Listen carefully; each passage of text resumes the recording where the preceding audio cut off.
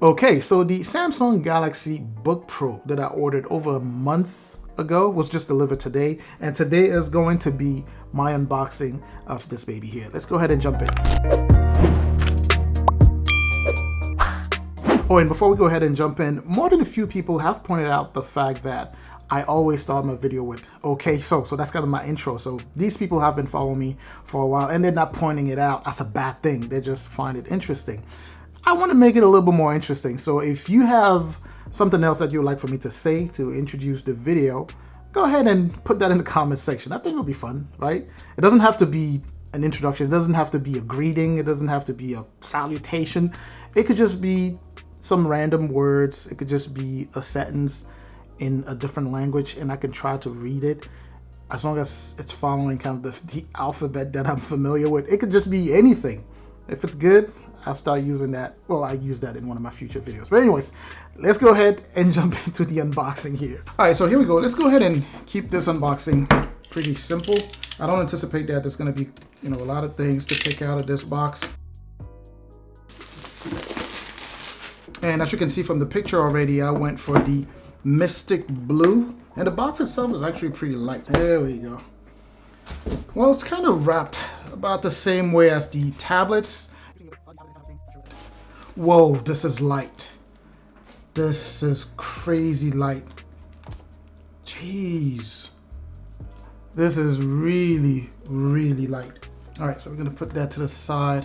All right, so what do we have here? We have just the manual. I usually don't like going through this stuff. USB Type-C cord, power adapter here, which is a 65 watt power adapter. And let's go ahead and open it. Apparently you can open this with one hand.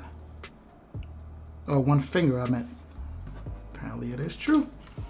This is the Mystic Blue, as I mentioned. I actually even went with the lower level processor. So this one is running the Intel Core i5. I'm not sure if you can see it, but it's written right there. Let's go ahead and turn this thing on. And I'm assuming this is a combo of fingerprint sensor and power button right there. Do we have any juice?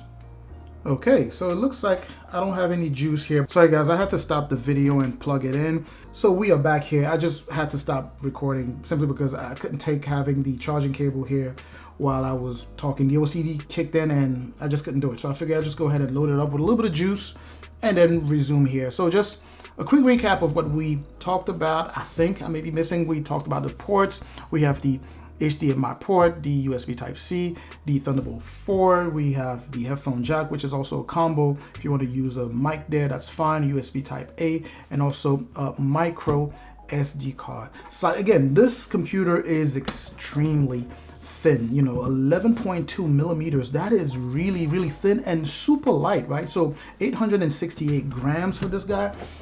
My MacBook Air here is heavier for sure, definitely heavier, and also thicker than this guy, and it's actually even just bigger overall. So it's going to be very nice to pin this guy here against the MacBook Air. That's going to be an epic battle there.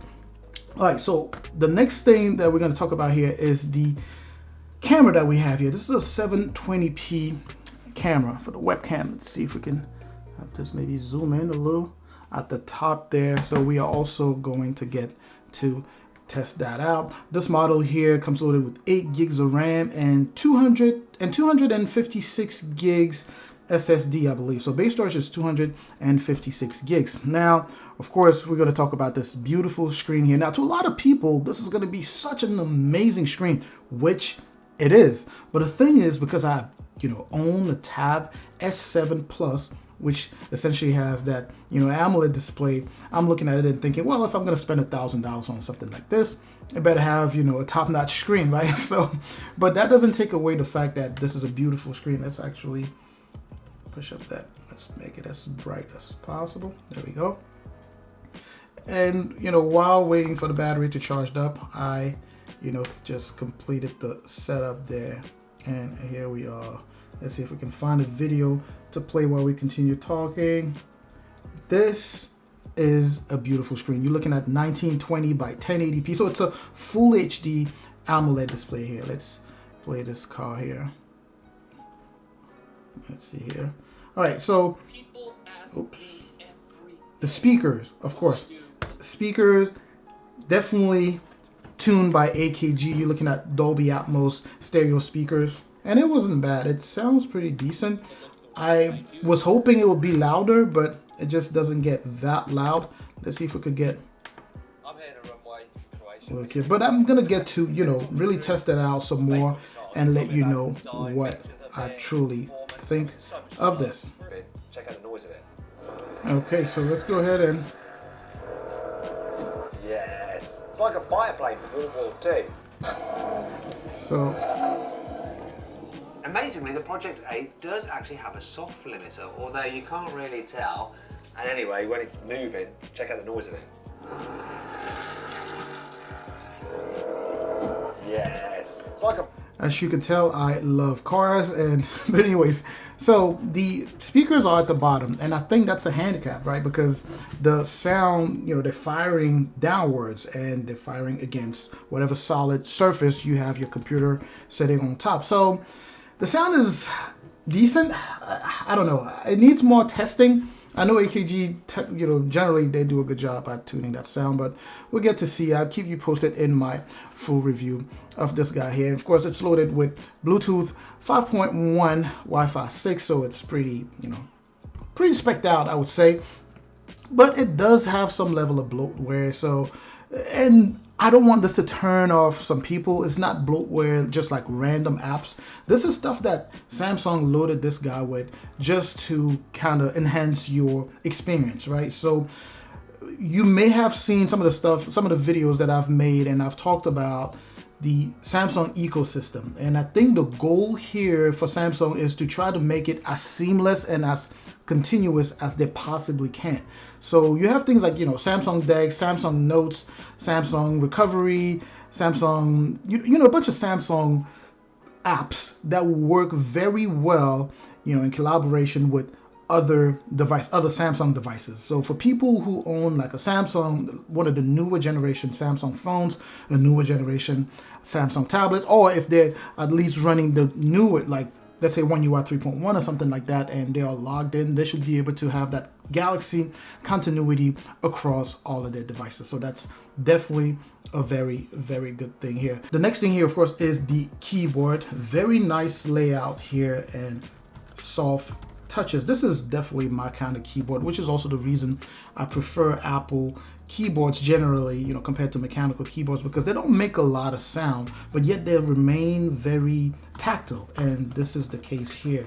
Definitely can type with no issues, and it's backlit, always a good thing to have. And of course, they better have it here, because you're spending about $1,000 minimum to get this guy here. We have a fingerprint sensor right here. I haven't set it up just yet, but that's one same deal as what we have on the MacBook Air. The trackpad here, it's actually louder than than it seems, and very clicky, right? Well, it looks like the top here, you can't click using the top part of the, but the middle there is fine.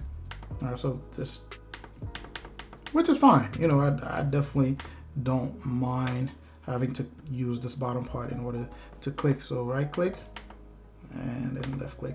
That's very, very cool. At the bottom here, we have the vent, I'm assuming, for the fan. This one has a fan, but should still be pretty quiet. All right, so that was just my unboxing and first impressions of the Samsung Galaxy Book Pro. I'm going to be doing some, you know, testing and a lot more hands-on, you know, work with this computer and be able to make a full review video, more of a comprehensive review video that I'm going to share with you in the future. And I'm also thinking about pinning this against my MacBook Air just to see. It's just as thin, you know, it'd be really good to pin those two against each other and see how well it does against the MacBook Air. Anyways, I hope you found this informative. Please don't forget to like, comment, subscribe, of course, if you haven't subscribed yet. And I'm going to catch you in that comment section. I'm also going to catch you in the next video. As always, of course, make sure to stay safe out there.